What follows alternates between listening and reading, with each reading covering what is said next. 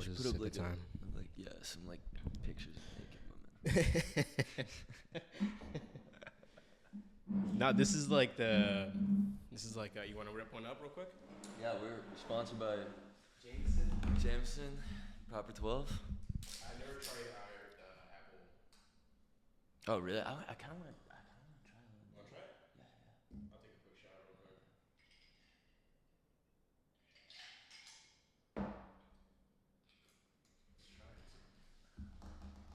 Like, if you're gonna take a shot, I'm gonna take a shot.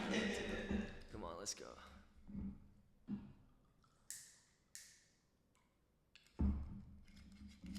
A little ripper. Cheers. Go for it, sir. Never had this one. Oh, that's delicious. It's been a while since I had fucking Jameson. Yeah, how long?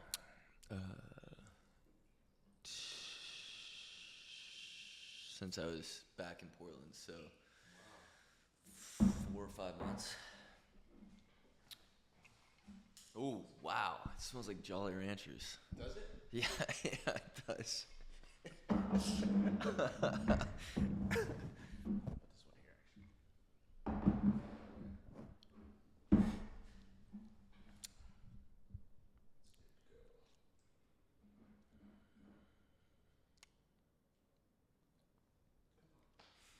You got it. No, but yeah, this is possibly the best lighting, the best like mic setup that I've had. Yo, this is sweet. Hey, this is brand new.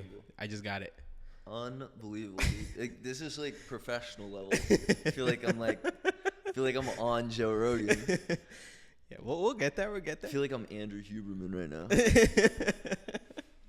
So my daily protocol. Basically is it. It's really good. It does taste like Jolly Rancher. Ah, fuck, that's sweet as shit.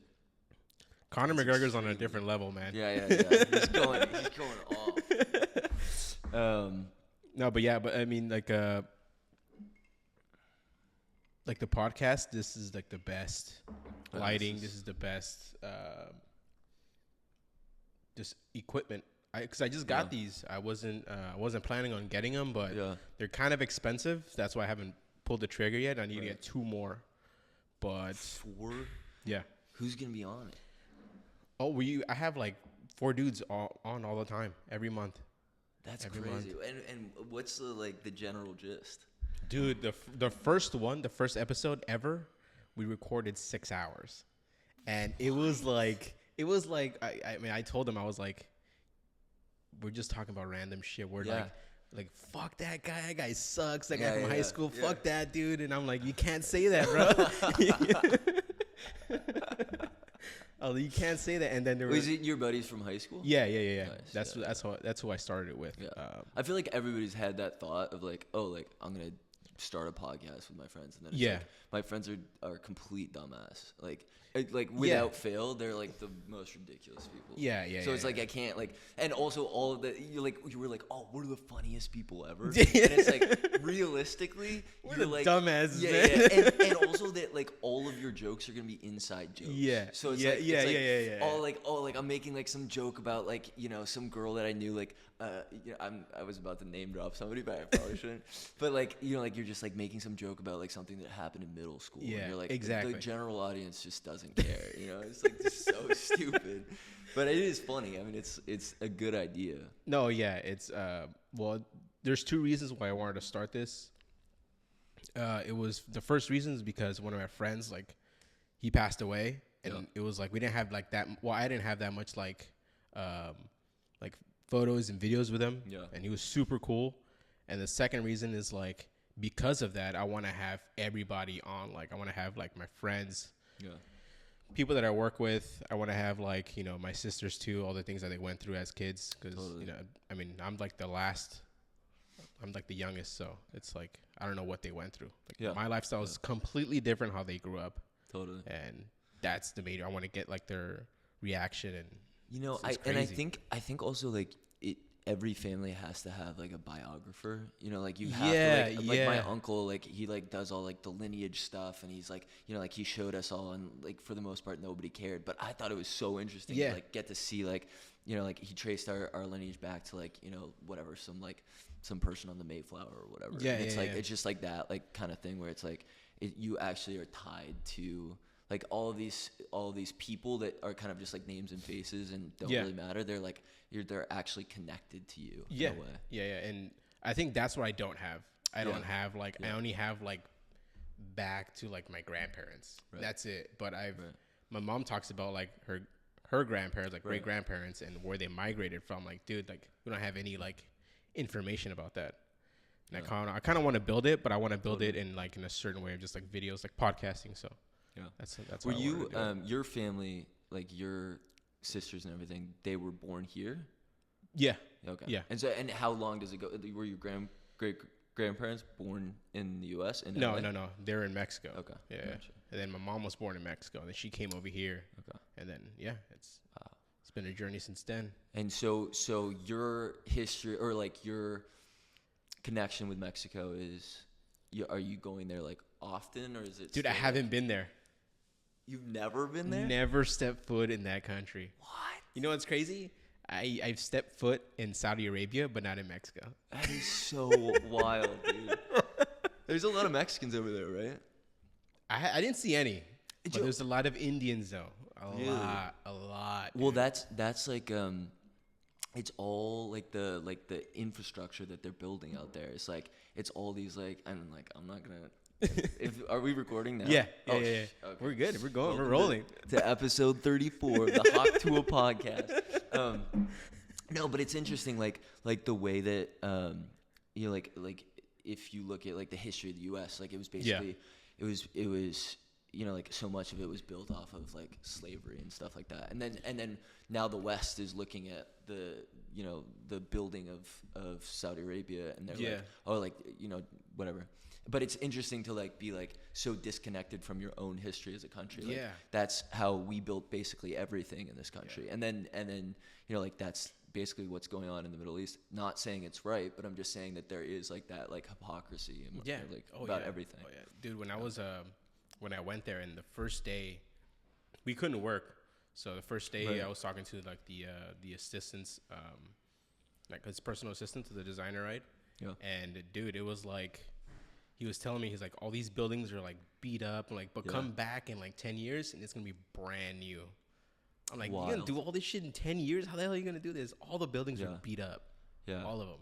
I don't know. It's also, well, you know, it's funny. It's like, you know, like I'm now in New York, like moved from LA, and it's like in New York, scaffolding is everywhere. I seen that, dude. And the way that the zoning and everything is so like, I think the biggest problem that you see is that there are all these restrictions on building. So in the U.S., especially on the East Coast, and like a little bit less on the West Coast, but definitely in LA, but all these places, like they don't have the ability to just like knock things down and start over, and like there are a bunch of historic places that like need to be preserved, but also like we're like not growing, like our cities aren't growing in the ways that they should, and then you have all these problems, like you can't like the zoning for everything. It's like we have endless office space. LA is notorious for this, and then also New York has like these massive skyscraper that are completely empty, and then you're like, you have a massive housing crisis, and then it's like I'm not like the first genius to ever think of this, but it's like, why don't we do, you know? But one of the reasons is they're not zoned for like any of this stuff. So, and then in addition to it, it's like these builders, like they don't want to deal with the headache of like converting all this to rental properties or whatever, to like livable spaces.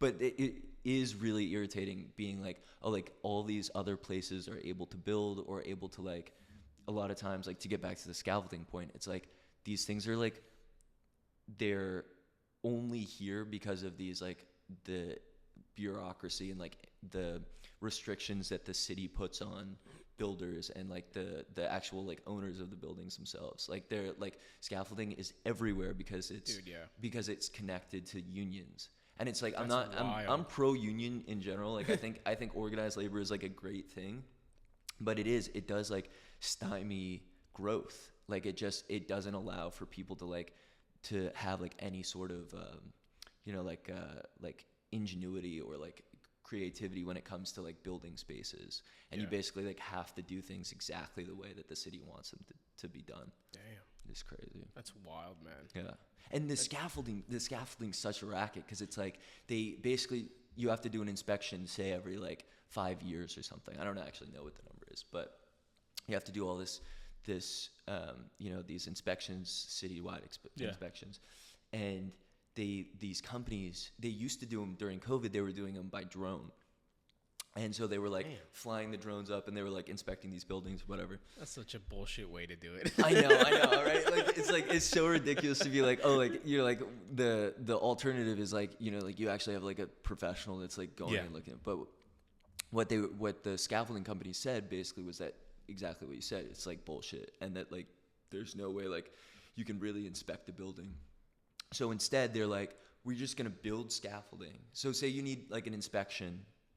You say, okay, like we need scaffolding basically up the entire length of this entire building for no reason. I mean, it's just like, we just need to inspect the building. Like it's time. And then you have this massive scaffold that's just sitting there until the city can get an inspector to go inspect the building. So that could be like a few months, but more than likely it's going to be like 2 years. So then they're just sitting there. Nobody's doing anything on that scaffolding, but it's built and it's ready for an inspector. And then you're just like sitting, and you're just like, okay, like we're just going to wait until like somebody checks out this building. It's ridiculous. And then that's why you have like everywhere you go around the city, it's gotten worse. And I don't know why it's gotten worse since the 2000s, but my guess is that there's more like heavier regulation on these buildings, and maybe it has to do with like whatever it is, tenant rights or whatever it is. That's wild. It's nuts. It's really crazy. Nuts, Yeah. Not only that, it's like New York's expensive as it is. Yeah, dude. For sure. Yeah. I mean, and like the thing is, in LA, price wise, I would say like fairly comparable, but the difference is like the space that you get. So like if it's like it's a 1-bedroom here versus a 1-bedroom there, like maybe roughly the same cost, but in reality you're getting like way less space there in New York. Like if you were to like calculate it per square footage, it would be like not even close. Dude, I've seen some videos of people like taking tours of their like apartments. Yeah. I'm like, how the fuck can you afford this? This is a fortress. They always somehow fit their bike in the apartment. Like it's so weird to me. It's like you have like literally like a bathroom worth of space, and then you're gonna put your bike on the wall. A bike is just hanging somewhere. Maybe you should be focused on like you just take the subway, dude. Like do you really have to have a bike? It's so weird. Have you like experienced something crazy in the subway? Yeah. I mean, subway stories are like that's like the most. Like time honored. I've never taken a subway, even in LA. Yeah, I mean, I never took it here at all, which is crazy. I mean, just like probably like horrible to say, but I was like, I'm staying out of it. I think it's just a psychological thing. I'm sure like the safety wise, it's like pretty much the same, and cleanliness, like there's no way that it could be any dirtier than New York subway. Like it's fucking disgusting. But I think. For me, like, I was just like, it's so a part of the culture to drive here that it's like, it's just worth it, Like, it's worth it to have a car, worth it to like drive from one place to another. Like, it just, it's part of the culture. I mean, like, there's no other way to say it. Like, everybody here drives, and and I think that there was a chance, like, many years ago to like change that, and I think that there's like all kinds of conspiratorial reasons like why that didn't happen. But yeah, I mean, to go back to like the subway story stuff, like I have like these like every other time you get on the subway, like something happens. But I think what's interesting is like you feel much more connected because you have these like weird crazy stories, but then also like you're having to like be like face to face with a city, as opposed to like you're kind of in a literal bubble. In a car, and like in like a weird way, if you don't have family here, like I didn't have family, like it is like kind of isolating, and you're basically going from like one area to another area. Dude, how'd you feel about that when you came over here? Like when you came over here, did you already have a job, or you just like, fuck it, let's go? No, that was a funny story. So to back up, this would have been a better starting point. But for me, like I was like, I had always wanted to go to LA. I thought LA was like the Mecca. Like I thought it was so cool. I remember, did you ever watch Mad Men?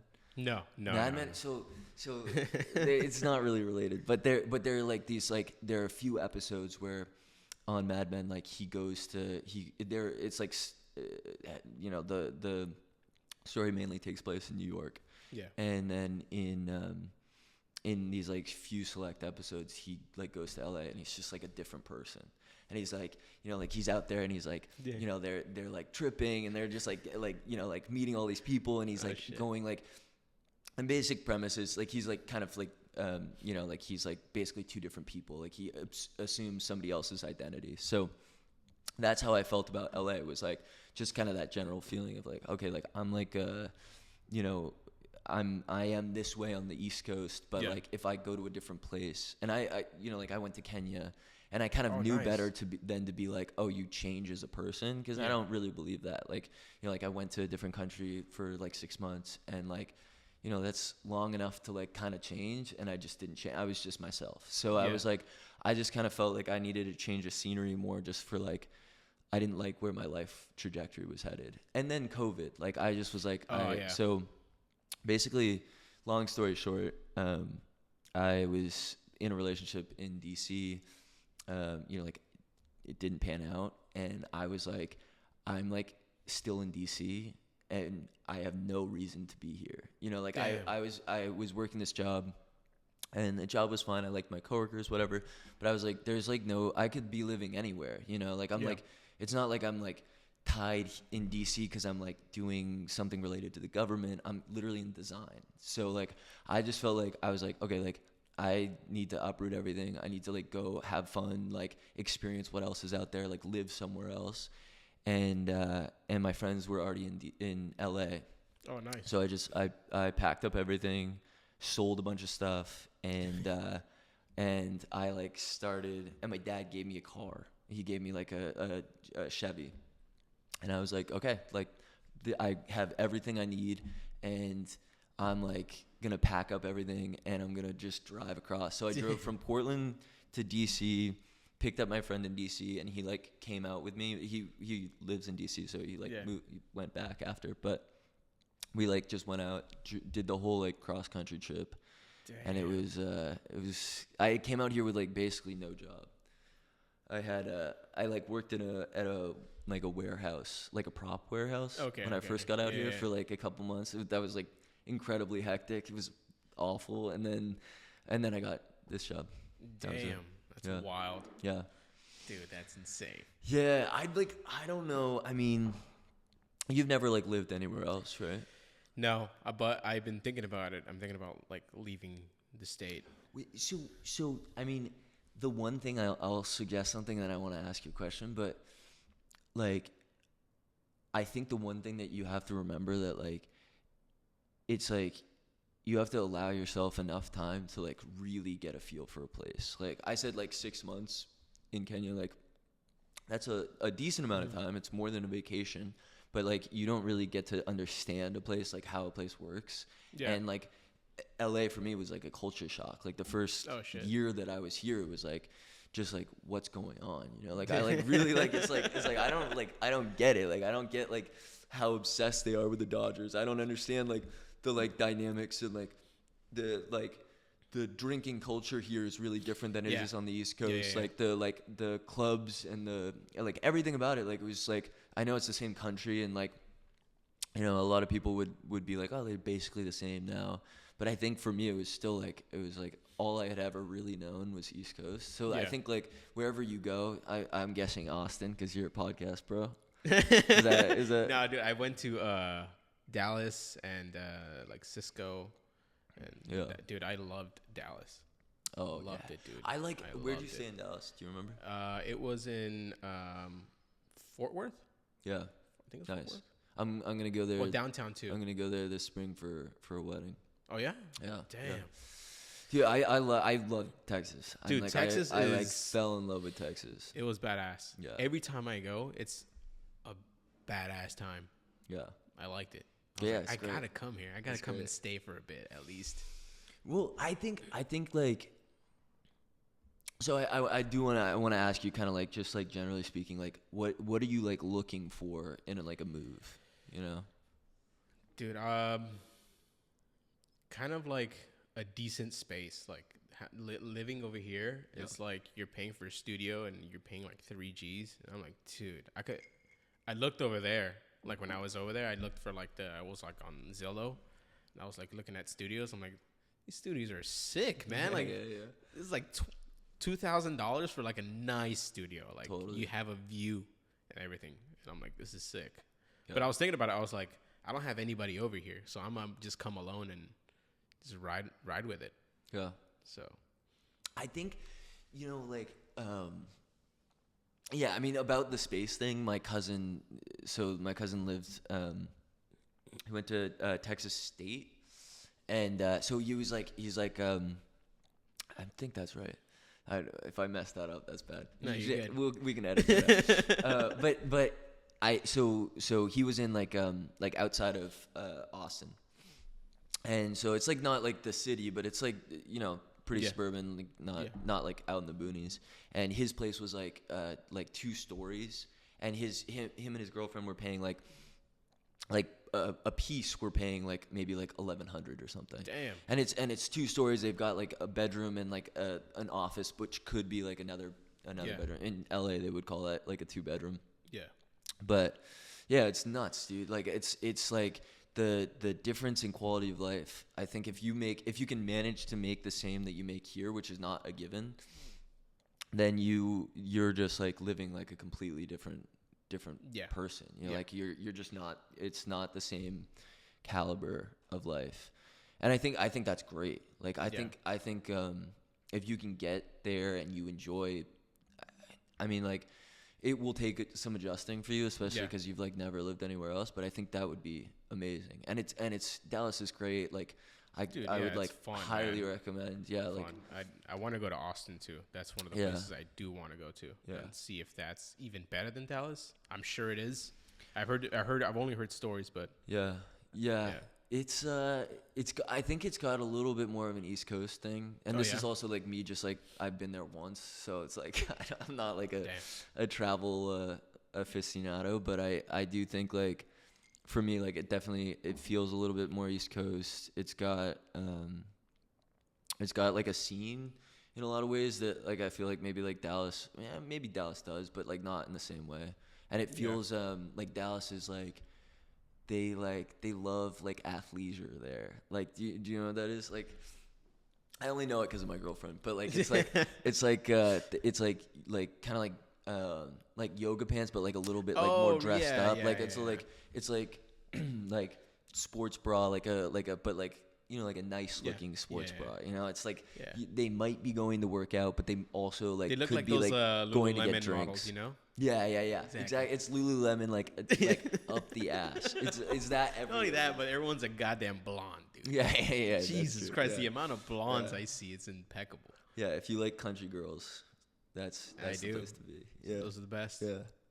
I mean, like, also I think that was the hard thing when I got to LA was like the dating scene. Dude, it's terrible. And like the hardest part about it is like when I got here, I like didn't have like a huge network. I had like a couple like friends or whatever, but it's hard like on the East Coast is like you go out with say like 5 or 6 of your friends, and then you like meet people, and then like people know people, and then like you end up like, you know, meeting girls that way. Here, for me at least, this is not like everybody's experience, but for me, like when I got out here, I was like, oh, like I don't know who am I gonna like hang out with, you know, like who am I gonna like, what's my network gonna be like, who, like what kind of direction do I want my life to head in. And when I first got out here, I was like miserable. I was just like, I like don't want to be you know, like I don't want to be like in film. I'm not like a you know, a musician or like like I have no talent, you know, like I don't like I'm not like, and I'm not even like trying to like get something going, you know, like I feel like when I meet a ton of people out here and it's like, oh, like I'm trying to do this, I'm trying to do that, like I've got like all these crazy dreams.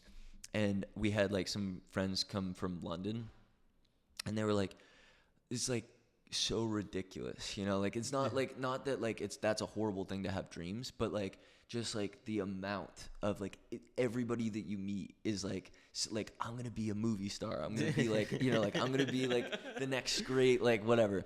Yeah.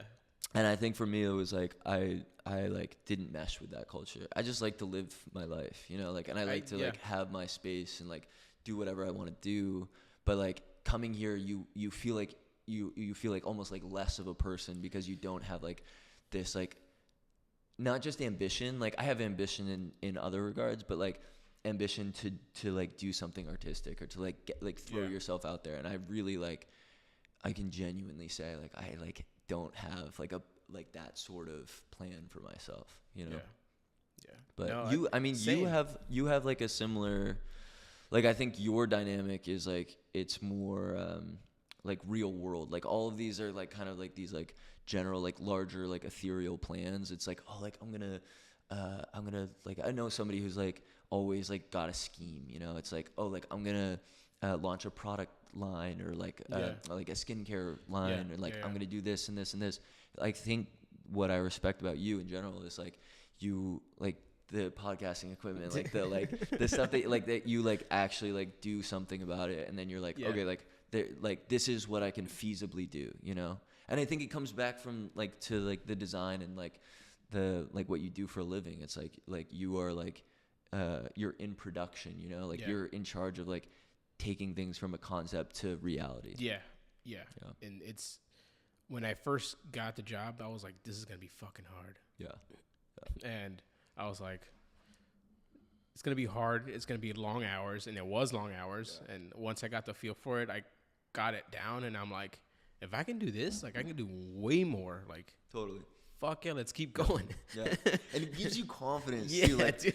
Like, no, I you know, like, obviously we're doing this out of our office. So I have to say thank you, Michelle McHale. But I think like in general, it's like, I like working here, you know, like I've been here like 2 years, and it's just like, it's like building up like the confidence in like this realm, like this area of my life is like been so helpful in all these other ways. Yeah, like you can see what's possible. What this job actually like did for me, and it was like open up my like, I was like super timid with people. I wouldn't talk.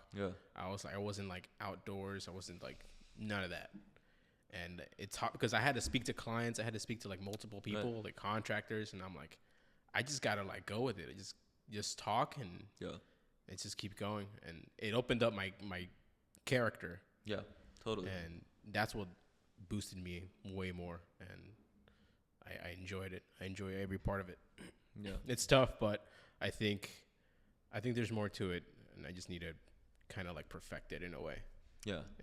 Yeah, and I said that to myself. I can probably say this on here. It doesn't matter. But like, I think for me, like I like got a job offer, you know, like a few months ago, and I was like, kind of like thinking about it, and I was like, you know, like one, I think I'm good where I am, and I feel like I still have like room to grow. But then also like, for me, I was like, I'm like, there's like a promise to myself that I made, you know, like when I first started, like I was like, okay, like I'm gonna like get to a certain point in this, in like, you know, like into like the sales route. Like I really, that's what I wanted. I had my like sights set on that, and I was like, you know, like I've basically been in the office this whole time, like just like kind of learning. Like I think about it like I'm in the lab, you know. And like I'm just like kind of like understanding like what the industry is like, and like where, you know, I can use my like kind of like God-given ability to be like better at this job, you know. And I think like for me now, I'm like, okay, like I can do the stuff that is innate to me, that like is just like comes naturally. But then also like I've learned so much from the job, and like I still like have these like promises to myself from when I first started, that like I'm like, okay, like I need to continue on this path to like keep to finish this, even if it's like like taking it to the end. I'm not saying like I'll be here forever, but that like I'm still on that path to like see like where this takes me, you know? Yeah. And what do you think about sales? How is that? Yes. What has that taught you for so far? I mean, you've only been in it for what, half a year or more than that? Yeah, right? Yeah, about half a year. Like I would say, like you know, like I've always kind of been in sales. Like even in my like the previous role that I had was like product coordinator, like production, and so in that sense, like I always had like client facing responsibilities, which was beneficial for me now. Like I have a little bit of a network, like not, you know, it's not up there yet, but I'm getting there, and I also think that like for me, I really enjoy talking to people, and I like people. And I think the biggest thing that like sales taught me was like, it really doesn't matter if people like you, you know, like, which is weird. Yeah. It's not something that like people talk about, because it's like everybody in sales is like, oh, like relationships are, and it's true. Absolutely. Relationships are key to sales. Yeah. But it doesn't mean that like it's like, oh, everybody likes you. Yeah. It's like it's like what, like I think of it like a romantic relationship, and like I'm gonna get into like, this is like so like like Luke Belmar style like podcasting right now. I'm gonna crush this, but no, I think it's like you know how he does the thing where he's like currency, like what does that remind you of? Bro. The current, you know, like, and then he's like think about it, bro. Like, use your brain, bro. But no, like, but this is exactly what I'm gonna say. I'm gonna say like relationships in like an industry are exactly like a romantic relationship. Yeah. You know, like with like my girlfriend doesn't like me. No.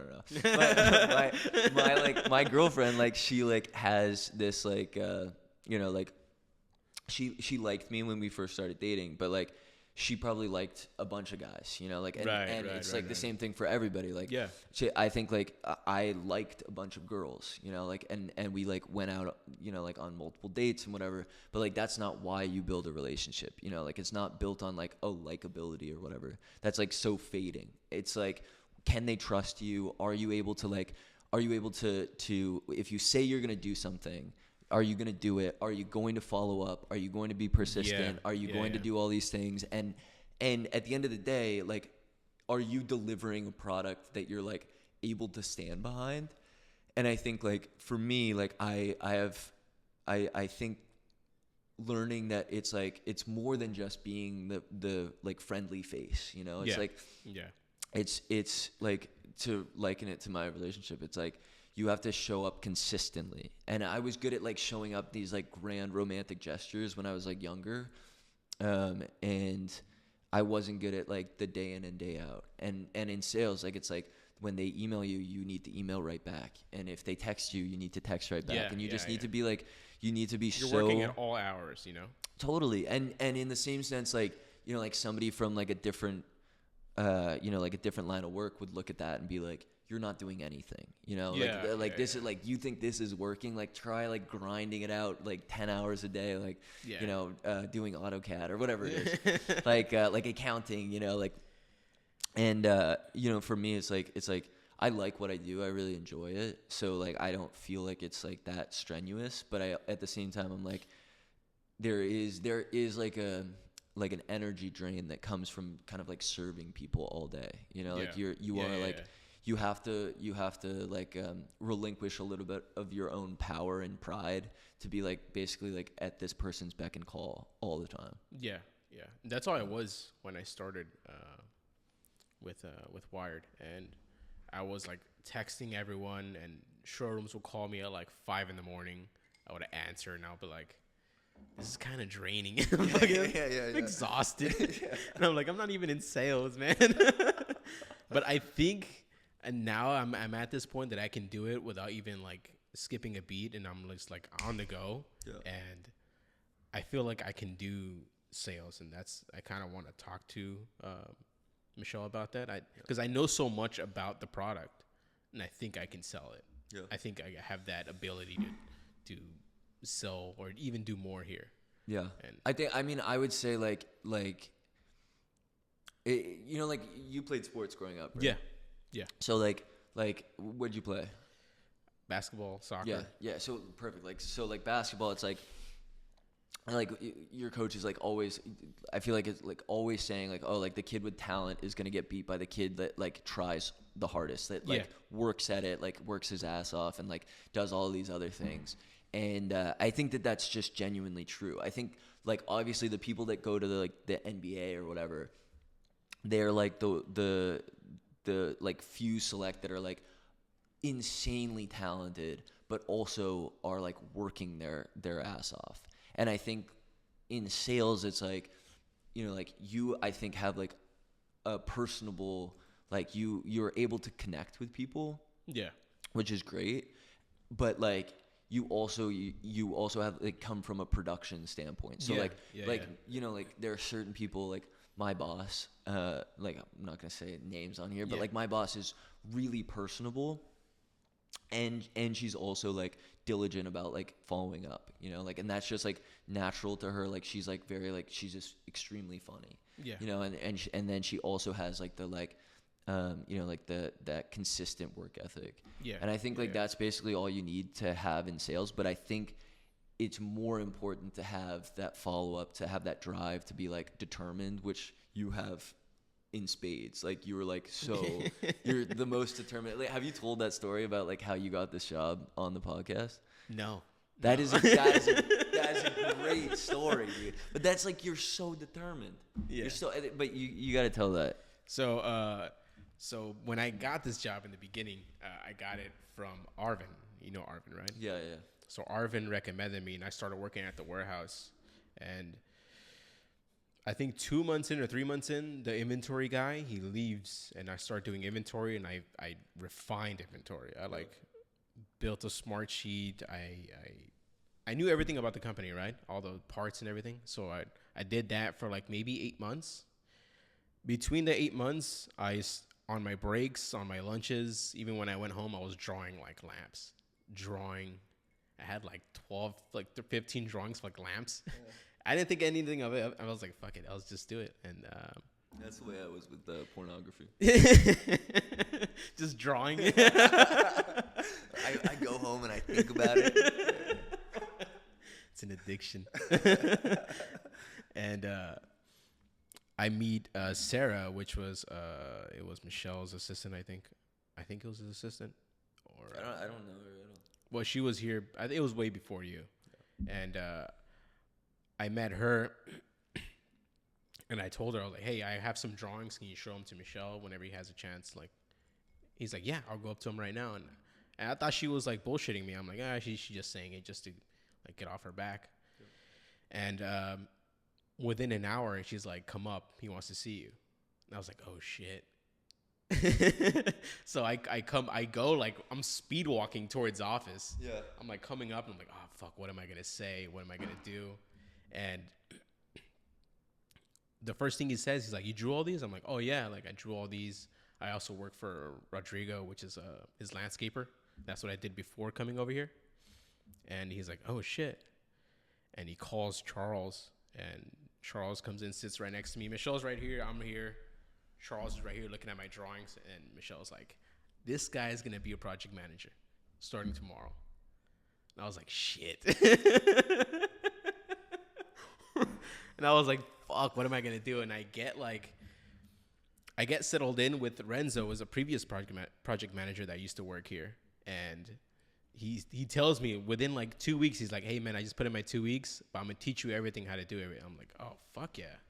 It's perfect. So he teaches me everything and just leaves me right there with all the projects he had. And what was going through your mind, like in the, like when you, that first day, like you finish your first day and you get all this like information, like I was like, fuck, I don't know if I can do this. This is pretty hard. And then I was like, I'm not gonna fucking quit. Fuck that. Yeah. Like, there's no way I'm gonna quit right now. Like, this is the moment. I gotta go through the moment. And I pushed through it. I already knew everything about the glass, and Charles gives me a list of like standard items, which it was a perfect thing to do because that's how I mastered ordering parts for certain fixtures. Yeah. And doing it list by list, glass by glass, piece by piece, it just worked out for me. And ever since then, it clicked. And ever since then, he's been helping me with like a sheet. And it's I'm like a cone, just project, fixture, and then it goes down piece by piece. It just gets easy. But that moment, I was like, fuck. I can't imagine what you're thinking. But that's a great, like, I think as far as like lessons or whatever, like career wise, that's, I think the, like, you on a certain level have to be obsessed, right? Like you have to like be like into the process. Like if you have to be just like, if you want to be good at what you want to be. And I think like, and this is I don't want to be like another person that's like nagging on my generation or whatever, but I think like our generation and like younger, like I feel like, and maybe this is misguided, but I feel like we're kind of like at a pinnacle, right? Like we're like at this at this like stopping point. Like we're not, I don't think we're of us as like our generation, like you're like what, 27. Yeah, okay. I'm 28. Like I think of like some 15-year-old's gonna be like, oh, you guys are old. But like I think in general, like it's like we are like kind of this bridge between like we're not quite millennials, but we're not quite like Gen Z. Dude, someone called me old today. Yeah, I mean, it happens more and more. Like you see, if you're on social media, which at 27, 28, you should not be that much on social media. But like I was on like Instagram or something, and they're like, all the comments are just basically being like, oh, like, well, when I get to 25, then I'm gonna like really have my life sorted out. And I'm like, yeah, fucking right. Yeah, exactly. I'll see the beautiful thing about that is like, you know, like if you're like insulting another race or whatever, you're never gonna be that other race. If you're insulting somebody about their age, like the beautiful thing is you will eventually be that. Be there, you will be a 50-year-old. But I think the problem with our generation in general. This is so podcasty, damn. But no. I think that like the biggest problem is that like it's like we rightfully we're like, oh, like I don't agree with this like hustle culture, this like you're on 24/7. You're like, we saw like our parents like just basically working nonstop. I like, you know, like I don't know necessarily this was the case for you, but I can pretty much guarantee like when you got home from school, like there was nobody there, you know, like and I think that that's like so common. It's like not, both my parents were like working the whole time, and like not to say that they were like bad parents by any means, but just that like I grew up and I was like, I want to be there in like my kid's life, and I want to do all these other things, and I want work to be work, and I want to be there from like 9 to 5, and I don't want to worry. You want to be it. able to turn it off. Exactly. Right? Yeah. Exactly. And I think the older I get is like you understand that like you in order to like build something, like build a career, like not even being like, oh, like I'm going to like make my own company, but just to be like successful even in a corporate environment. Yeah. You have to be diligent. You have to be like on, and you don't necessarily have to work 70 hours a week, but that you have to like care about it, and you have to think about it, and you have to be like aware that you have to like make these decisions based on, like, for instance, like when I first started my like basically like my first real job, I was like, I would go out and like party all the time, and like on weekdays, like, you know, like it would be like a Tuesday, and like we'd like go and get drinks, and we'd do all this stuff, and like, and it was really fun, but it was like I'm like, well, like why am I doing so poorly at work? And like a genuine question. I'm not even being like I wouldn't. Yeah. Like, why am I like fucking shit up constantly? Like, why is my boss always mad at me? Like, why? Like, I'm like, damn. Like, work sucks. Like, this is gonna be my life forever. And I'm like, it sounds kind of boring, but it's like I realize that like I can go out on Friday or Saturday or whatever, and I can recover on Sunday, and like I can be good. And then I think like you realize like it's like you can't, there's like certain levels that you can't get to, you know, like I think like I stopped drinking during the week, but then I was like, why am I still like so sluggish on Monday and then like Tuesday and whatever? And it's like, well, like, cause I'm getting wasted on Saturday, you know, like, and I think it's like, I can go out now and like, I can have a drink and like, I can like be casual, but like, I'm not like puking. You know, like it's like that kind of level where it's like I think you just have to take responsibility over your, like, you have to know yourself enough to like, operate in that space and like be successful in in a corporate environment, you really have to be like kind of dialed in. And and that sucks. Like it really sucks. That transition from college to like professional life really is probably the hardest transition that you'll ever have to make. It's like you go from being like coddled as like either a college kid or like you came straight out of high school, like just like being in an environment where you're like basically like you're in the harbor and then you're gonna go out to like just like the sea immediately, and it's gonna be like, you know, intense. Yeah. And I think it's just, I think that like for a lot of kids our age is like they're like, I like want to just like hang out and like not do anything, and then like I want to like also have a successful career. And it's like that might be great, you know, like it might be a great thing for you to like be like, you know, like have a decent career or whatever, and also like not do anything and like not work very hard and then like have all this free time. But for the majority of people, you're not going to be like majorly successful, or you're not even really going to be like that. Like you're going to be middling in your career, or you're going to be like middling in your life, and like you kind of have to choose which one. Yeah. And I think for me it was like I wanted like, it's the like classic work-life balance stuff where it's like, you know, like you want to get to a point where you enjoy your outside of life, but you're like outside of work life, but it's not distracting from the things that are going on in an office, you know, like in an office setting. And I think like that's the benefit of being young, is you're like more resilient. And I think like when I was 23, I could go out and like do all this crazy stuff, but then you like learn very quickly. You're like, okay, like I can't do this. Like I can't like handle it. Like we used to like when I worked at Restoration Hardware, like I used to just get like, you know, I would go like crazy, and then like on like I would like show up the next day and I'd be like, why am I doing so? Like why am I like struggling so hard today? It's like, wait a second, like think about that for a second. You know, like there's something that's wrong with this equation. And I think, and that was like when I was in DC, like that was like really what kind of like shaped my perspective on a lot of this stuff, where I was like, okay, like I gotta change something. Yeah. No, I mean, I didn't start going out until I started working as a project manager. Yeah. I never went out. I ignored my friends. Yeah. For like, I wouldn't see them for like months at a time. Full grind mode. Yeah.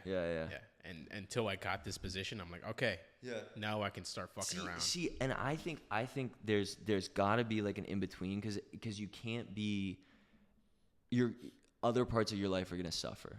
Yeah. And I think that that's okay. Like you have to do it what you have to do. Like if that's what it takes to get to a level where you feel comfortable. But I think at a certain point, like it's gonna, like I know you worked in the past, I don't know if you're still doing this, but like 7 days a week, basically. I still do it, yeah.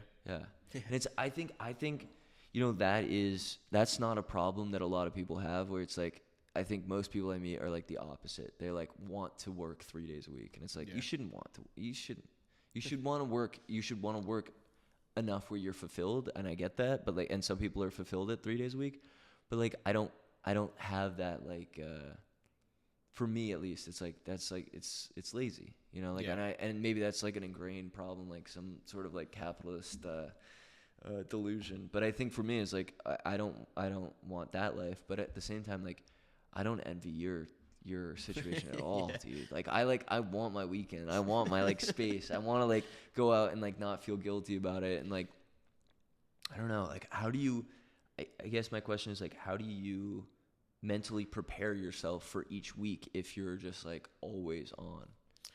It's momentum.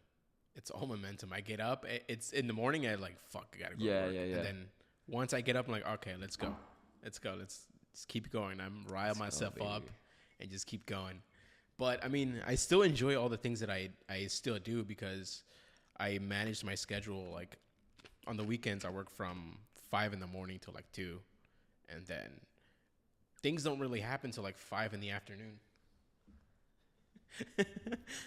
Got a couple fans. But yeah, it's like things don't happen till 5 in the afternoon, so I have enough time to either take a nap as soon as I get out of work, shower, and then go to a party, go to a restaurant, whatever it is. And dude, I mean, like, that's the real question is, like, how do you keep going when you're like, you said momentum, but like when you're at work and you're like, oh, like, I'm gonna have to go to this event at night, because you do, like, you have to go to stuff, like, how do you not cancel? I don't quit. Yeah.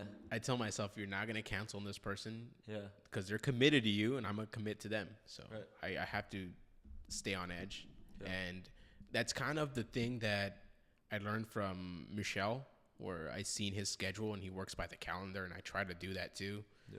And even like during the week, I go to friend's house. We stay up to like 12 at night or even 1 in the morning. I still got to come in the next day. Look at you at a little slumber party. Dude, honestly. 12 at night? We drink, man. No, but yeah, I mean, we do anything. I mean, now that I started the podcast, I do the landscaping. I do this. It's all a schedule. And everything I put in my calendar. Everything. Yeah. And I time it. And even if I'm tired, I'm like, dude, you got to get up, because the way I look at it is like, as a kid, I had a lot of things as a kid, but I didn't have the luxuries as a kid should have had. And I want to be at that level where I don't have to worry about certain things. And those certain things is eating at a good restaurant. Like I love eating at a good restaurant. Yeah. And that's what I work towards. And I want to have a good luxury life. I don't care about the clothes, but I just care about eating really good, because that's something that I never had as a kid.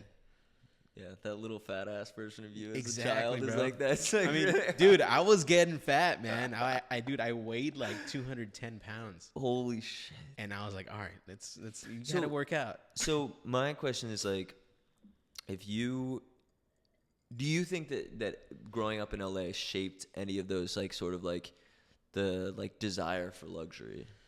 No. Like, you think if you lived in Indiana or something, Indianapolis, you think you would still have that sort of like that drive for like to like live, I don't want to say like ostentatiously, but like live like in a life of like moderate luxury? No. I think it's the people who you hang around with, and also the people that you look up to, like role models, and that's what I looked up to. And who do you think, like, aside from your parents, I'm sure you respect your parents, but like, who would you say like are role models to you? One is Michelle. Yeah, dude, that having that type of like determination and working all the time is something that I always want to do, and also like having my own business, and also one of my brothers. I don't really talk to him that much, but he used to be a role model, because he had like these good things going, and I always thought that it was perfect, but when he told me the truth, it wasn't really not. But I mean, that's what I kind of strive for. Yeah. And can you talk about that, or is that like that's a little too personal? Yeah. My brother, he's the oldest brother, and I always looked up to him because he had like the nice car, he had like the nice shoes, clean, and always making money. And I kind of always wanted to be that type of person, be like him.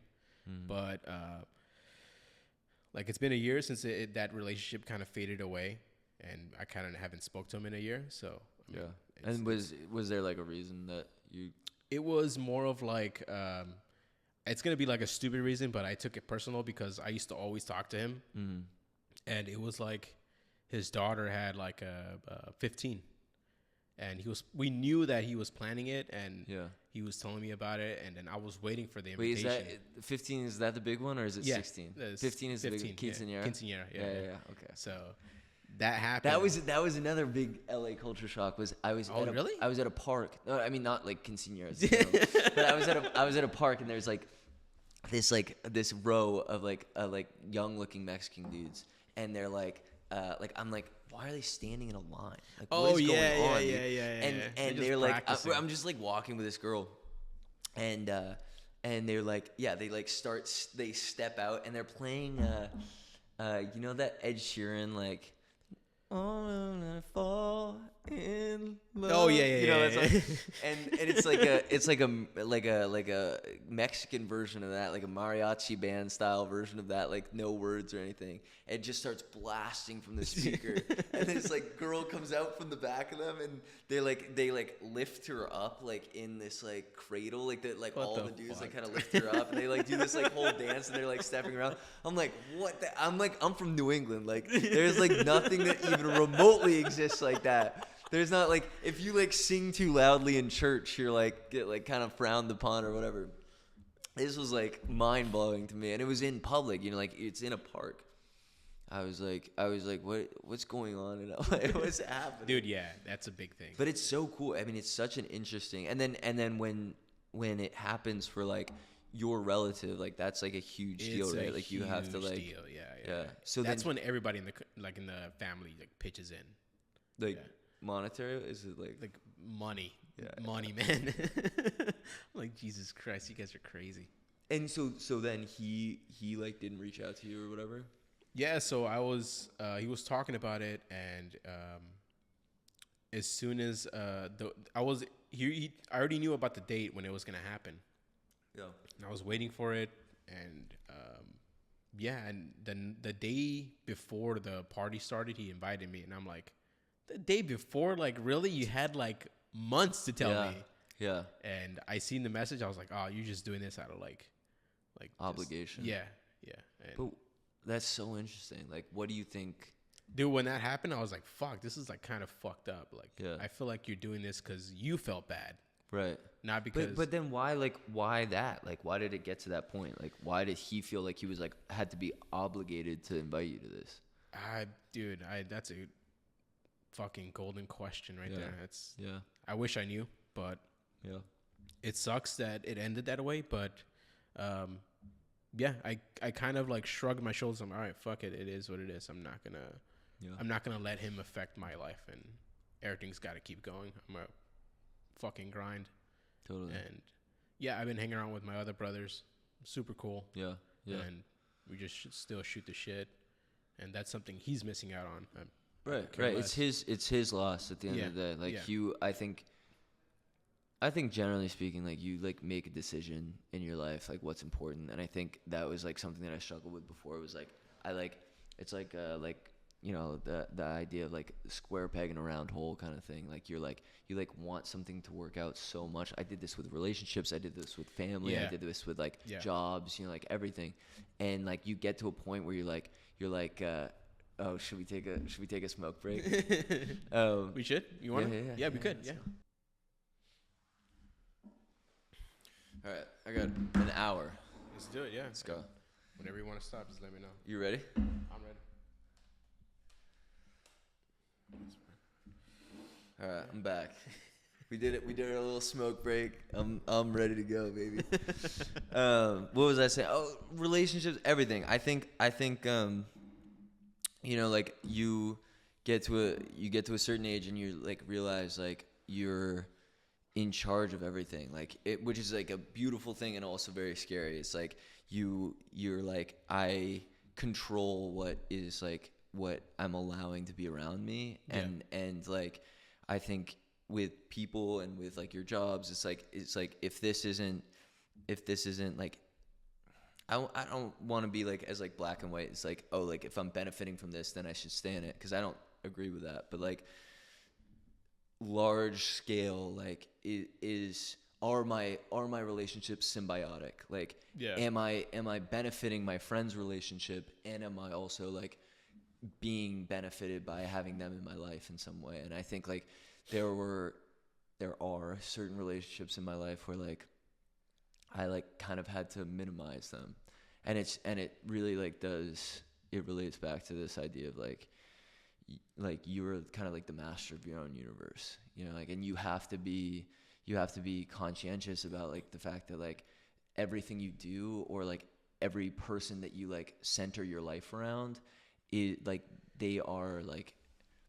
they're coloring you as much as you're coloring them, you know, like, and like you can be an influence in certain regards, but like they are who they are, and by and large, like, not saying people can't change at all, but people are who they are, you know, and especially if they're our age, like you're already on a path, you know, and it's not to say that they can't change or they can't do, you know, something differently, but I think like, you know, to relate this back to your brother, it's like you have to make that decision of like, is this a relationship that's worth salvaging? And maybe you'll change your mind in the future, but like for right now, it's like you have to understand that like everything comes at a cost, you know? Yeah. Like if you, in both ways, you know, like if he's in your life, then you have to kind of like accept that like maybe there were issues with like, you know, how he communicated or like whether you felt like he was like a good brother to you in certain ways. I think that about like my own family, like not saying anyone specifically, but like I think like you have to accept people's faults and then you have to move forward from that. Yeah.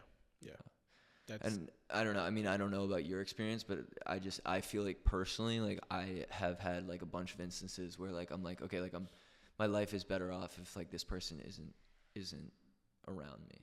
You know? Yeah, that's kind of what I did, and I was like, it's always going to be this way, so I'd rather just cut it off and not even look at it, and I'd rather just move on, and that's kind of what I did. So I was like, I'm moving on, man. Yeah, life continues. Absolutely. So yeah, and do you feel like you do that a lot? Like, do you feel like you cut people off? To certain people, I've started doing that this year. I had like a couple friends just kind of like just take advantage and just like the things that I had and I kind of just cut them off, and there's even relationships that I had and I'm just like, I don't know, I don't see myself here in the next 5 years. I don't like it. And I just cut it off right away. That's something that I'm really good at, is cutting off, knowing when to just stop, and that's what I do. Yeah. And I think it's like it's a double-edged sword, right? Like that's a really good thing, and I think I'm on the opposite end. Like I like wait too long. I wait until like my life is being negatively impacted by whatever is going on, or like I don't extricate myself from situations soon enough.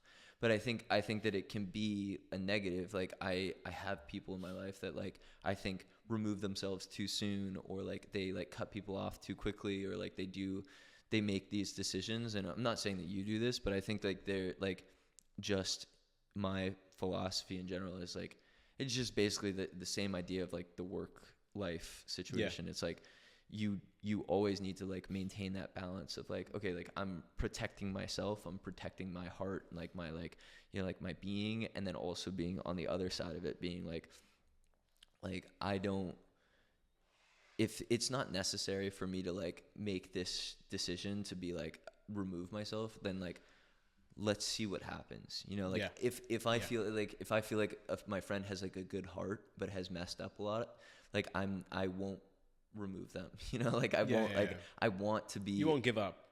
And I think of myself, and this is also something that relates back to Michelle McHale, and like I feel like we're talking about him like he's like a deity, you know, like he's good like, inspiration, man. He's great inspiration. But I think one of the things that I learned from him in general is like he places this like really heavy emphasis on loyalty, and like he like invests in people, and if he sees that that's being like paid back, and that like people are like reciprocating that energy and that like that focus that he has on you, and that like you then like put back into the business or just whatever it is, like I think everyone can benefit from that idea. It's like you should like give ultimate loyalty, even if it's like if it's not serving the situation. Like he knows if you've gone out of your way to like help him in some way, like he will pay that back.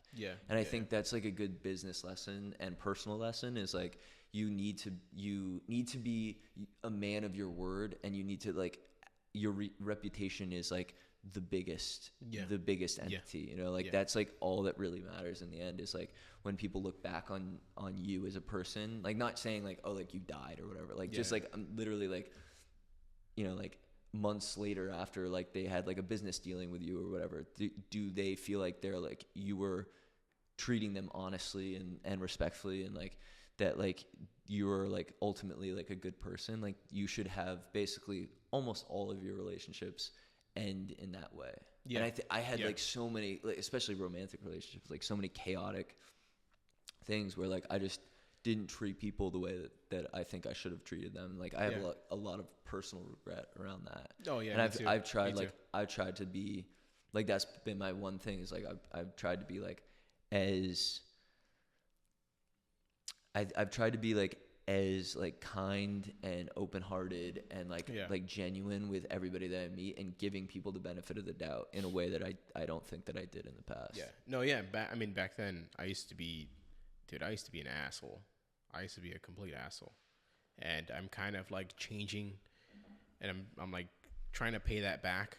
Yeah. And there's even people that I still reach out to and like, dude, I'm sorry that I did that to you. Like, I was an asshole back then. Like, that's my bad. But like going back what you said, like loyalty is a huge thing, and that's what he taught me. Is like he invested in me, he made me, and I kind of have to give that back. And I feel like I've done that. I feel like I still owe him more than that. But it's like loyalty is a big thing for me. So once you like cut me off or fuck me over, good luck, man. Yeah. Yeah, absolutely. And so do you feel like your drive, your ambition, do you feel like that's better served like for your like do you have like an entrepreneurial spirit, you think? Or is it like you just want a means to an end kind of thing? Or do you want to build something of your own? I want to build something of my own. Yeah. I think this is it. I think this is the thing I always look forward to, and this is what I'm thinking of all the time. Podcasting is like, who can I get next? Who can we go out with and meet new people, or even like just I want to expand my circle as much as I can. Yeah, and that's what I kind of want to do. This dude, podcasting is like I'm always thinking about this. Totally. Yeah. Every single day, even when I go to sleep, dude, I have like phone calls with one of my best friends every Friday, and he's telling me, "So what's new?" I'm like, this is perfect, man. Keep doing this. Keep doing this. This is what I dream of. Yeah. So this is one of the best things. And I think to have that, like to like have something that you really are passionate about, like that just drives you. Like I just think that like when like like I've had like moments in my life where like I'm just like depressed and just like not like just like feeling like I like can't get out of bed and there's just no motivation, and it's like, if you can find something like kind of like my if I were to like give advice to myself like at a younger age, it would be like find that passion, like find that the thing that like drive. Really like the reason for doing all of the things that you do, and like having these moments of it's. I think I tried for so long to like seeking happiness, and I'm like, at the end of the day, like that, it will lead you nowhere. Like you have to, it's seeking like happiness for happiness' sake is just like leading down like a hedonistic path that like really just like it goes nowhere. Like there's no end to it. Like it's an endless rabbit hole. Yeah. When I started this was in June when I started buying all the equipment, and August was the first podcast, and it wasn't really till September where I started uploading and committing to it. And dude, last year was a fucking disaster for me. Like I got depressed. It sucked, dude. Yeah. Well, I went to a dark place. Like what caused that? So the beginning of the year I got rear-ended, and it sucked because the insurance fucked me over, and I was like, how the fuck am I going to pay for this car? How the fuck am I going to fix it? I can't afford it. And just thinking about that like for like the next 2 months kind of fucked me. And then just like I ended the relationship like that I had, and that just like I had to just like kind of like get my shit together. And it wasn't until like things happened in August, and it was just like, fuck, man, like it sucked. August of last year. But I kind of like told myself like November and December, like you got to find something that you like. And it didn't click until maybe February, which was around my birthday. And I was like, I got to do podcasting. I was talking to one of my brothers, And he was like, dude, if that's what you like, then fucking do it. Like, but commit to it. Don't fucking stop. Yeah. Because once you stop, you're just going to start getting lazy. It's become like, it's going to be like another fling that you're going to do. Yeah. And you're going to have all this equipment for no reason. And yeah, I committed to it. And here we are. It's one of the best things. And I haven't felt like down. I haven't felt like depressed. I've always wanting more from the podcast. And I mean, it's gotten me in debt, but I think it's good debt because hopefully, you know, in a couple of years, it'll pay itself.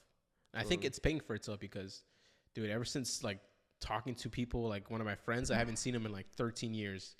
And like we caught up so much and I'm just like talking, like getting all the information out. Yeah. And dude, I'm fucking finally sleeping. It's helping, dude. It's like therapeutic in a way. I Yeah. say this to everybody. It's therapeutic to talk to people.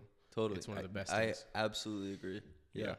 And I think, well, I think in general, like this is not, it's not like, it's the pursuit of something that you're pushing yourself towards this thing. And it's not like, that's what the joy is, you know, like if you woke up tomorrow morning and you had a massive following, it wouldn't mean anything to you. Like, you know, everybody knows like wealthy people, like come from wealthy families. Like if you're given all of this stuff, like it doesn't mean anything. And I think like what you're basically saying, and like what I think is like just like a universal truth is like you are going to put all of your effort and your time and you're going to like make this, and who knows what it's going to be, but that like you're just going to like keep grinding at it, and that grind, the process, that journey is like, that is what's important, and that's like the benefit. And so like you know, like when I got into really depressive state, like it was basically because I was like, well, I'm not happy. Why am I not happy? I was fixated on this, like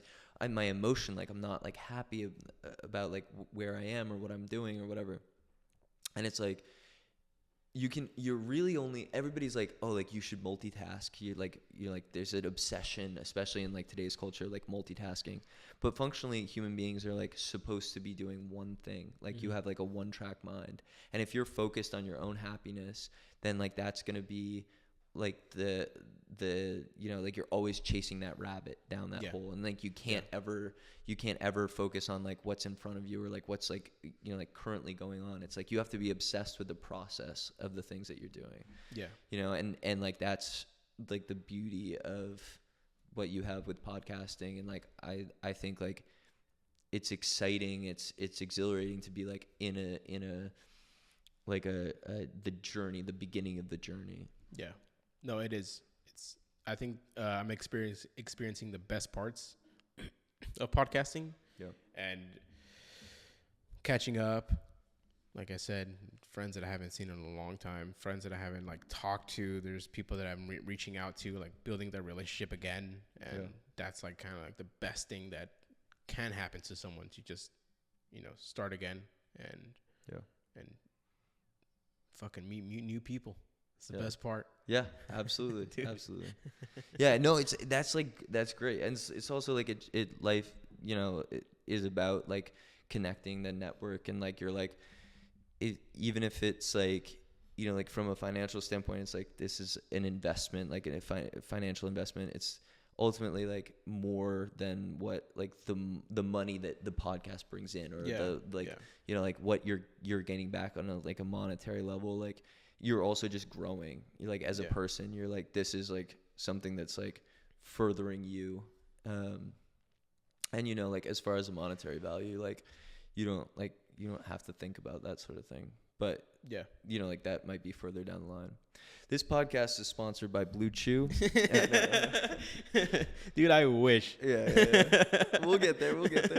No, but it is like, it's a great point that like I think nobody wants to work for free. Nobody wants to like do like, and this is like a generational thing too. It's like everybody's grandparent has been like, oh, like when I was, you know, 14, I like, you know, I went to an office and I like gave them my resume and like I started getting coffee. Like I had a coffee with like an unnamed, he'll never watch this, so it doesn't matter. I had a coffee with like my like one of my like kind of like distantly related relatives, and he was basically like, I started working on Wall Street at like 16 or 17 or whatever it was, he was like, I was getting coffee, and then like that turned into like me like getting all these like opportunities, and like I worked, you know, at XYZ company, like, you know, some great company, and it's like, obviously that would never happen. Like if I like tried to go into like JP Morgan, if I tried to go to JP Morgan right now, like they would like throw me out, like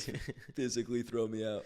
But I think there is something to be said about like that idea, you know, like that you're like, that you like should be putting yourself out there. And like you, do you know Scott Galloway? No.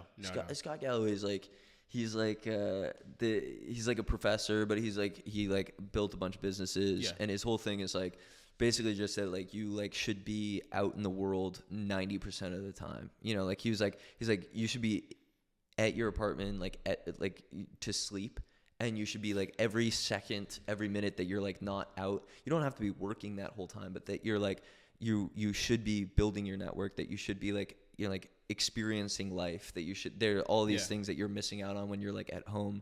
And I feel like we built this culture around like you know, like just kind of like very introverted activities that relate more to like just like the inner like personage, which is beautiful. It's a beautiful thing. And in a lot of ways, like I'm not like anti-gaming. I don't game myself, but like not like anti any of that. But like I think that we lose touch with what is most important, which is like your community. You know, like you, like we can be very, I think LA is, part of it is LA, but like part of it is just like our culture at large, which is like very isolating. You know, I think now it is.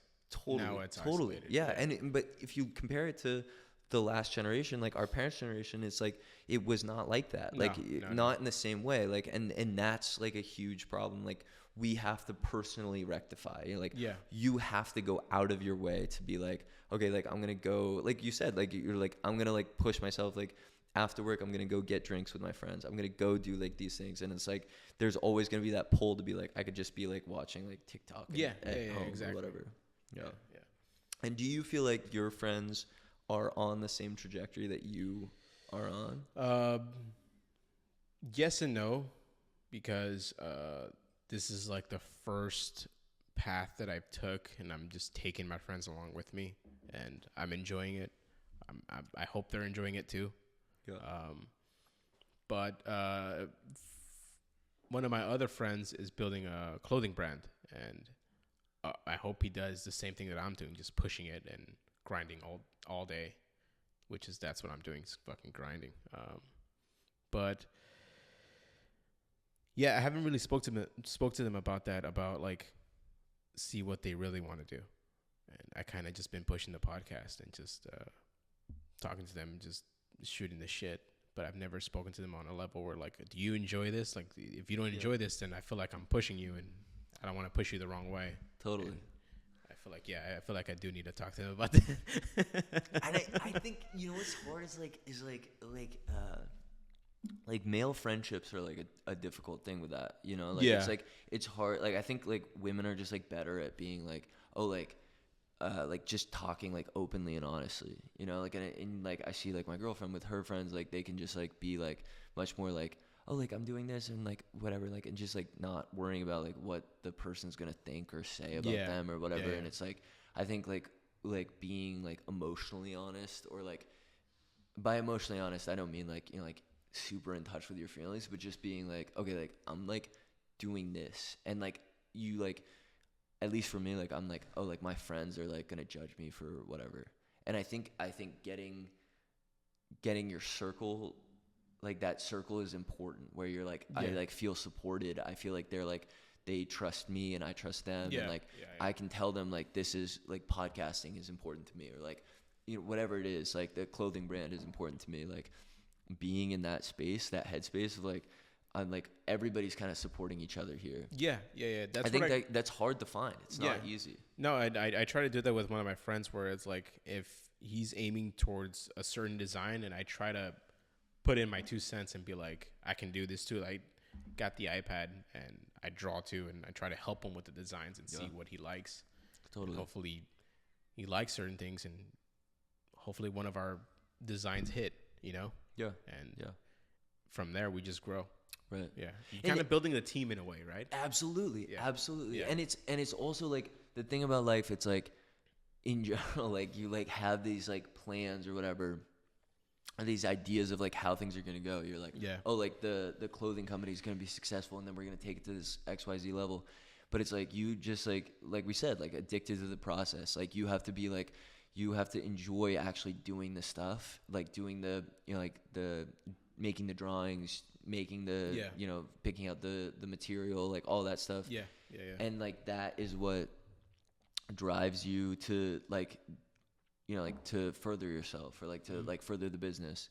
Cause then at that point, it's like even if that company doesn't work out, like you say, like for whatever reason, like that doesn't get off the ground, at least you have that passion. You have that like, you're like, you know, you learn from your mistakes. You understand like, okay, maybe this company didn't work, but like we found our niche in this, you know? And how many times like you talk to successful people, it's like, oh, well, like I was intending to do this. Like I wanted to do this, but then like that didn't work out. And then like I pivoted and like we realized that the business was making more money over here. And then like we just like centralized our focus and like we were like narrowed in on this one little niche. And I think it's just important to be like, not get caught up in like the failure, like, cause we're very like results oriented as like as a generation, as a culture, like not even generation, like in the US, like it's very much like you want to see yourself at the top of that mountain. And it's like, and you look at, and I look at like Michelle McHale, and it's like, he's extremely successful, but then it's like, we weren't there for the ride, you know, like we didn't see like all of the, what like, he went through, the work and the steps that he took to get to that point. And I think like, it's like you're going to not getting like bogged down by like, okay, like I failed at this, like I'm a failure, you know, like that can be really quickly your mentality. That's like, what I'm kind of scared of is failure. Yeah. Well, because it's a scary thing. Like it's like this idea where it's like okay, like then people are gonna brand me as like, you know, like I couldn't do this, and then it's like, well, at that point, like, you know, who am I if I can't do what I wanted to do, you know? And like that step of there's a thing, there's like J. Cole lyric, where he says basically like, you know, like if like they don't know my dreams, they can't like break them, right? I'm fucking that lyric up, but like the idea, you're like, it's like, and it always resonated with me. It was like I felt like I was like, I wanted to do all of these things, and like I like got scared off that path because I like was afraid of what people would think or say about like, you know, what I like wanted to do. And I think it's like, you can't be scared of the fact that like maybe things won't work out the way that you want them to, because like, you know, you're being true to yourself, you're like working on something that you love. And I think that's like, at the end of the day, that like that's what's most important. You know. And I think if like, because I do have like a goal in the next year for the podcast, and if I don't meet it, then I'm just gonna just double down. And just keep going. Absolutely. Like, and like the other thing is like, it's like, what is a timeline? It's good to have goals. I'm not saying like you shouldn't have goals. You should be like, okay, like I want the podcast to like have X number of listeners, or like to do like this with the podcast, or like to have this person on or whatever. I think that's great. But then to like the negative aspect of it is like, oh, if I don't do this, then it's a failure. It's not a failure. Even if you were like, oh, like you're like tomorrow you're like, oh, like I don't want to do podcasting or whatever. It's like, okay, but you have to recognize like all the things that you gained along the way, like the knowledge that you gained. And it's every successful person is like has the ability to be retrospective. And be like, okay, like I'm going to learn from my mistake. I'm going to do this, not be bogged down in the past, because that's like, you know, that's alcoholism territory. but like to be like aware that those mistakes happened, and be like, okay, like this is what I'm going to take from them. Like this is like, these are the kind of things that like I'm going to learn. You know? And I try to learn from my mistakes even at work, and I repeat them. It sucks. Totally. Yeah. It's something that you the can't worst master, thing. man. It's the worst thing in the world to be like, to realize that you repeated a mistake. It's like, it's just so. Like, God damn it, man. So bad. Get it together. So bad. And you know what's funny too is like when you have like those moments where like you're like, you really feel like you're like on a roll, and then you make like a dumb mistake. Yeah. And it, like, for me at least, like it like shatters my confidence for a second. And then I have to remind myself, like, it doesn't matter. Like I have to just keep pushing. Like, okay, like I messed up like this little thing, or like I like, you know, like my boss is not happy with the work that I did or whatever. And it's like, okay, like what am I going to do about it now? Yeah. And that's where like I like my mentality in the like last year or two has like changed completely, where it's like, instead of being like hand wringing, like being so nervous about like, oh man, like, you know, like I should have done this and I should have done that and like whatever, being more proactive, being like, okay, like this is what I'm going to do for next time. Yeah. This is how I'm going to approach this. And also like you like, it's not a bad thing to like recognize that you fucked up and then like really kind of soak it in. Yeah. Be like, okay, like I like, this is what it feels like to fail. And then like to be like, okay, like this is what I have to do to avoid this. Yeah, I own up to it. You know, I've said it like amount of times where I'm like, hey, I fucked up. Yeah. How can I fix as fast as possible? Totally. Yeah. Yeah. When I first started, there was like an order that like I didn't put in. Like that's like part of what my job was, like to like input these orders and like just like put them in, like, and I just missed it. I missed the email chain, like didn't put it in, like, and nobody like immediately like nobody caught it. So like I like kind of was like, okay, like I'm good. And then like weeks down the line, it ended up being fine because it was like whatever, like somebody else like was already in control of it. But I remember being like, man, like I'm such an idiot, you know, like I can't believe I did that. It's such a basic mistake. Like it's, and like, you know, people have been fired for way less. And I remember Clark being like, just basically like being like, it's okay. And like Clark can be like hard on you a lot of times. Like, you know that, like, and like, he was just kind of like, it's okay. Like, he was like, we'll figure it out. And we did. It ended up being fine. But I think it's like that idea of like, okay, like you fucked up, like you acknowledge that you fucked up, like you move past it, and then you take like ownership of everything. You're like, okay, like I can only from here on out like just like move forward and be better. But that's that's kind of all you can do. That's all you can do. Yeah, you can't go back and change it. Yeah, totally. Dude, when I fuck up, or even if they catch me, like I sleeping fucked up something desk. Small. Yeah. Oh no, I've never sleep at my desk. That's something I never did. No, but like, but no, it's like if I forget to order something like fabric or something, and I get nervous on the spot, my reaction to being nervous, I laugh.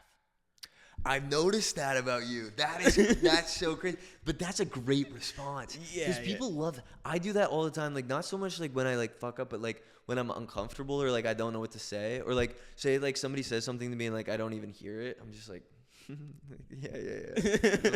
like what is that? Like, what is that? You know, like, dude, I don't know where that comes from, but I think it is helpful. It's like a defense mechanism. Yeah. You know? Yeah. That's something I always do. And there's only one person that caught that. He's like, you're nervous. And I'm like, yeah, no shit. I'm fucking laughing right now. You caught me. You caught me slacking. Yeah. But it's a weird thing that I do, but that's the only thing that I laugh, and I kind of just like it immediately clicks, and I'm like, okay, I know how to resolve it. Yeah. And it just clicks. It's weird how that happens, but I have that ability to just fucking lock in real quick. Yeah. And I think it's like, it's also like gives you like that like laughter, or like I like kind of like pause a little bit. I've been trying to like because I used to do like use a lot of filler words, and I still do a little bit, but I used to use a lot of ums and likes and whatever.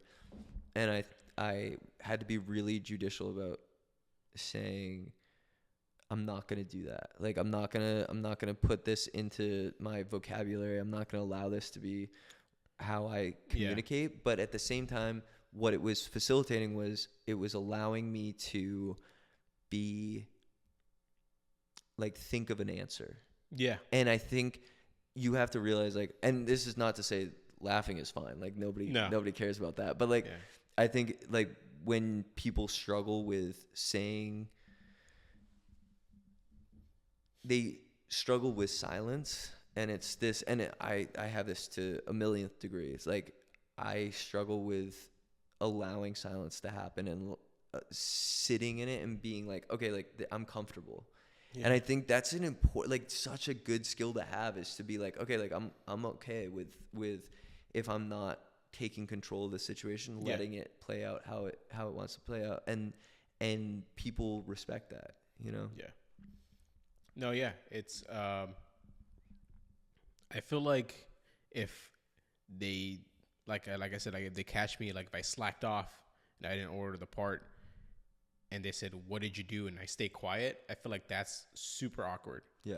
That's why that's when the laughing comes in. They're like, okay. Right. And that's when the laughing kind of triggers. They're like, okay, let's go. Let's get your brain working. Yeah. Let's go. Totally. I think I have that, but I'm just like, I always say, like, let me check. Yeah. I always say, let me check. And that gives me, like, a little bit of room, like, and they like, and this only works in, like, very specific settings, but, like, it's just like, I learned, I had a very, like, high stress job when I first got out of college, and it was like, I was working, like, at this, like, startup, and I got really, like, I had this boss that was, like, really demanding, and, like, he expected things to be done, like, a very specific way, and I was like, okay, like, I'm basically working, like, all the time. I was getting paid, like, $16 an hour, like, literally, like, you know, at the time, like, minimum wage in DC, and I was like, I kind of, like, got to this point where, like, I, like, developed those coping mechanisms where, like, I would want it to have an answer so quickly, and he would say, like, he would be like, what are the numbers on whatever, and I would want to be like it's a TV show, be like, like, this is, like, for quarter one, like, we had, like,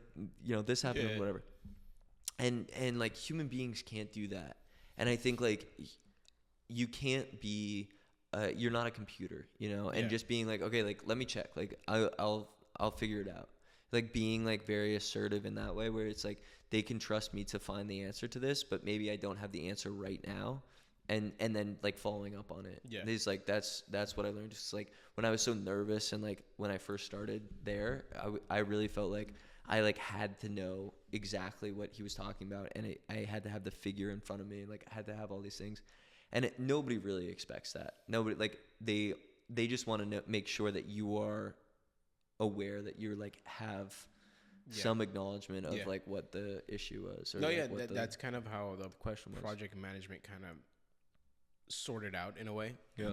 Because in the production meetings, we would talk about certain projects, and then they'll be like, what happened last year with this project? What was the client name? What was the client number? And I'm like, I'm just, like, in my head, just spinning and just, like, thinking of what it was, and I get it right. Yeah. And I just kind of, like, that's a great feeling. Yeah. When you can get, like when they're like, oh, what was that project? And then you just, like, you know the project, dude, you know the person, you know, like, the facts. That's my one gift I have here. But that's a great gift to have. That's a blessing. Like, I smoked too much weed when I was, like, 13 or 14. Like, I have no memory. It's like, when people are like, oh, like, I wish I was born in the 70s or whatever, you know, like, they're like, you know, people, like, will be like, oh, like, I feel like I was, like, you know, supposed to be, like, in the 20s or whatever. I feel like I could only exist, like, I would only ever be successful in this time and place.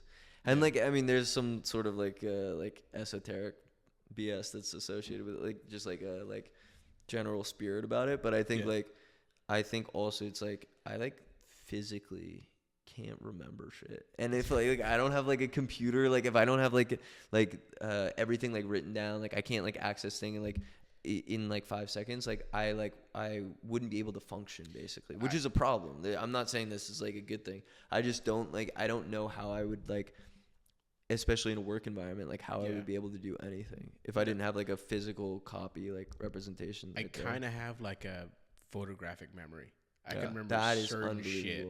I remember so much shit. Yeah. And one of my friends, Corey, did you ever meet Corey? I don't think so, no.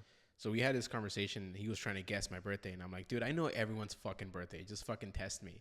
And he was like, all right, name this guy. Name this guy. And I'm like, I'm getting them all right. I don't have to look at my phone. I don't have to look at shit. Like, hey, I have this friend who like he to this day.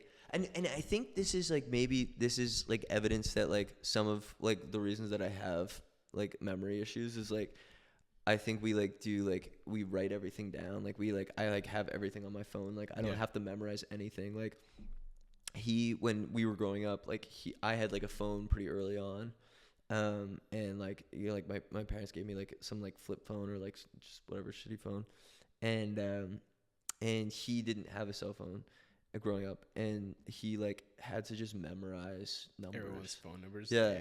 But now to this day, he has like this amazing memory where he's like he knows, first of all, super creepy, but he knows like all of the like like cute girls in middle school's phone numbers, and like he That's also wild. Insane. And then also like he like now can like he has this like crazy memory with like all this other stuff, and I feel like it's like I think a little bit of it is like I'm too far gone, like I can't even like start now, but like I think memory is just like it's like a muscle, like you like have to use it in order to be good at it. You just like have to continue to be like okay, like I'm gonna force myself to remember this, No, yeah, I think same here. I didn't have a phone, and I was just forced to like remember it. And I think the big thing that happened to me was in the 5th grade. It's weird how I remember this, but in the 5th grade we had like a pop quiz every morning, and it was just like math problems. And I was like, I don't even have to know the math. I just have to know the numbers and recognize them and just repeat Dude, I was doing it faster and faster, and I'm like, this is just fucking easy, dude. Yeah. And ever since then, I'm like, if I can remember certain shit, I can just make my life way easier. Yeah. No, you're absolutely right. And it's so much about like life is just like, especially sales. Like just talk about sales. Like it's like people just at the end of the day, like people want to feel like they're being respected and that they're being acknowledged, and like one of the easiest and best ways to do that is like to remember personal information, like to be like, and this is like the Office kind of like Michael's like talking about like, oh, like I have this like this like Rolodex with like all these people's information, and it's like all this like crazy weird shit, and it's like that is what it takes. You have to have like this ability to be like to like remember, or like not even ability, like you have to like be like meticulous about like when you interact with somebody, like write down the notes and like remember like what went on in your conversation, and like and then that way you can like steer the conversation, like facilitate it towards like the end goal, and be like, okay, like maybe I met you once a year ago, but if I know that you're going to be at this event, then like I know that like if I'm gonna see you at this like whatever, at this bar or something, like to be like, okay, like I'm going to like remember that you had a son, or like I'm gonna remember that you like went to Kansas or something, like just like to be like to then make them feel like you like really do care about them and acknowledge them and like see them as a person. Dude, the one thing that I always carry with me is whatever Michelle likes. Like, if we go to a meeting, I know exactly what he wants in a meeting. Yeah. The flimsy paper that he calls, the pens, the everything. Yeah. It's something that I always carry with me. Yeah. And if there's something that he likes, I know what he likes. I know exactly what he doesn't like. It's weird. It's so weird that I remember that. This is another Luke Belmarth. The what? Do you know that video of Luke Belmar where he goes, he's like, when I went to see Tristan Tate, I figured he liked Johnny Walker, or like I watched the video, Johnny Walker, and then he goes, he's like, so I'm sitting, I like go to duty free, what do I get? Johnny Walker. And he's like then doesn't he get like chocolates too or some shit? That would be crazy. I don't know about all that. No, actually it was what's that guy we were just talking about? Who? Luke? Patrick. Patrick Bet-David. Yeah, he brought like a chocolate or something, or Jolly Ranchers, whatever it was, to Tristan Tate, because that's what he liked from the United States. Well, like that's like I mean, but like as like kind of like, you know, like everybody online was like kind of making fun of Luke, and like I get it, like the way that he says it is kind of corny, but it's like there is like a deep kernel of truth to it, where it's like you like the benefit of all this stuff is like you need to be as conscientious as you are like about you need to be as conscientious about other people's taste as you are about your own taste. Like you need to be like just like aware of like your surroundings, and it shows this ability to be like to be personable in a way that like a lot of people just aren't. Like a lot of people just don't. I mean, I would say the vast majority of people just go through life thinking about themselves, and I think that you have to be aware of your surroundings, both with people and with other people, but also with just like the general. You want to come in here?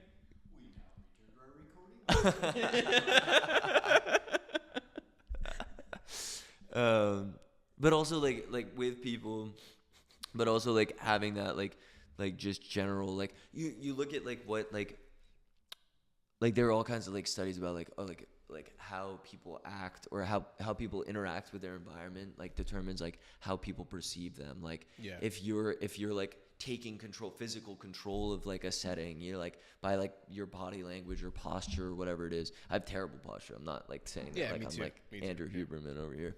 But I think it's like there's something to being like, okay, like I am acknowledging that like these things exist in my space, and I'm like I'm outside of myself. People like it when like you're not like so concentrated on the inward. They want you to be like experiencing everything the way that they're experiencing things. Yeah. And that's like a huge lesson that I feel like it took me a really long time to learn. Yeah. No, yeah. I took like I opened up my mind of like knowing what people like. Like for him, he likes certain tequilas, certain whiskeys, and totally. even with Charles, he likes certain drinks, and I do it with a bunch of people. I know what people like. Yeah, it's a weird thing that I carry with myself, and it's like if I ever find myself in a situation where he needs something and he knows that's the tequila that I like, I know it. Yeah, and if I ever have like a party, I know what to bring. I know what he would like. I know what he would enjoy. Yeah, and I like making people comfortable, I should say. Yeah, absolutely. Yeah. Absolutely. Yeah. I think that's a huge skill. Yeah, totally. Yeah. That's what I carry with me. But yeah, it's tough. It's tough being this way because there's certain things that I can't remember even about myself. So it's like I'm carrying too much about other people that I forget about what I actually like. Yeah. But yeah, it can be hugely devastating to be like that aware.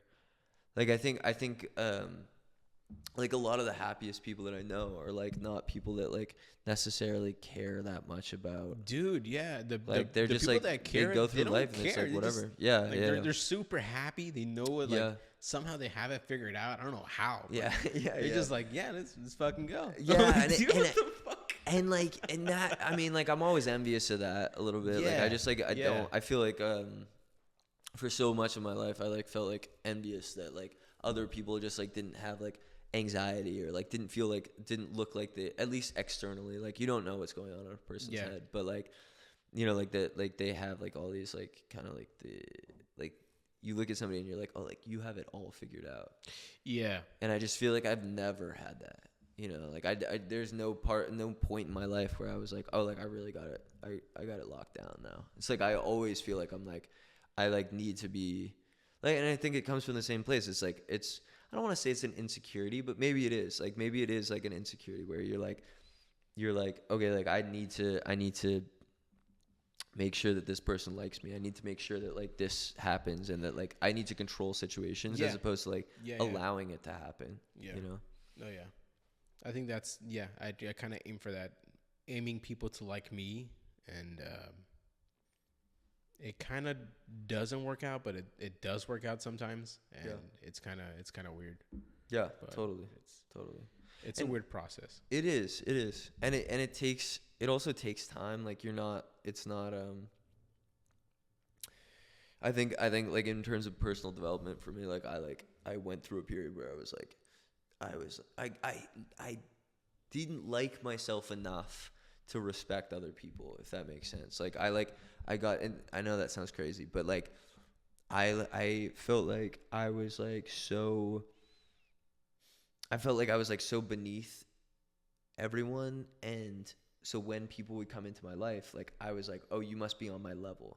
You know, like if you like me, or like you care about me, or like for instance, like I had like somebody like early on, like that like took a liking to me, like at my job, and like really wanted to like help me out in my career and whatever.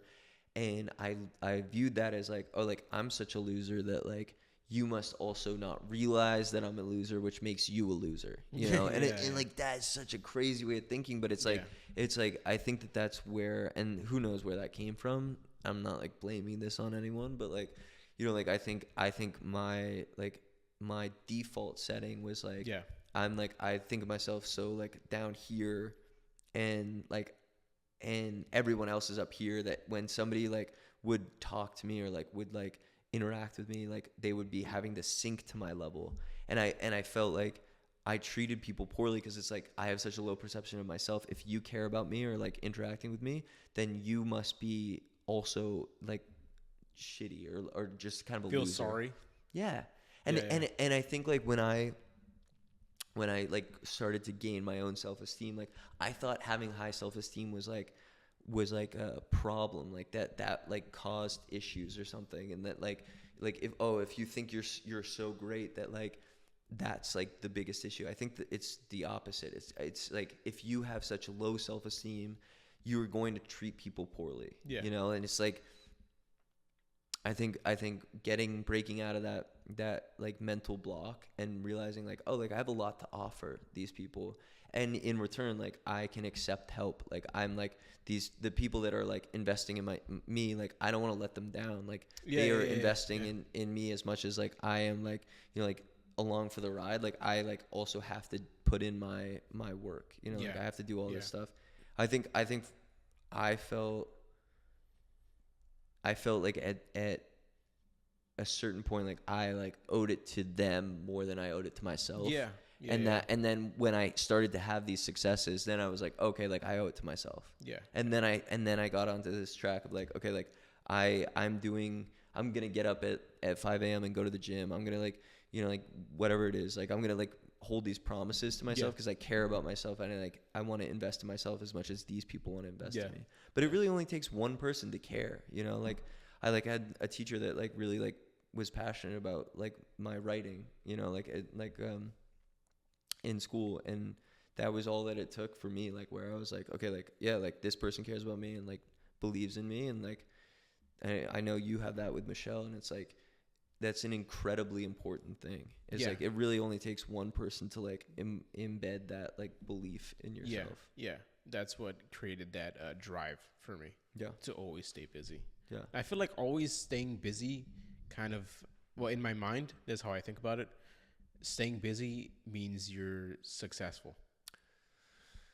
It's just me. Maybe and it goes beyond like the wealth or like the end goal or whatever. It's like you're succeeding in the journey. You know, like you're like, I think that like, I don't know, far be it for me to tell like somebody else who's successful like what success is, but for me it's like you care about what is going on in your life, and that like you're like passionate about life in general. I think that's a sign of a successful person.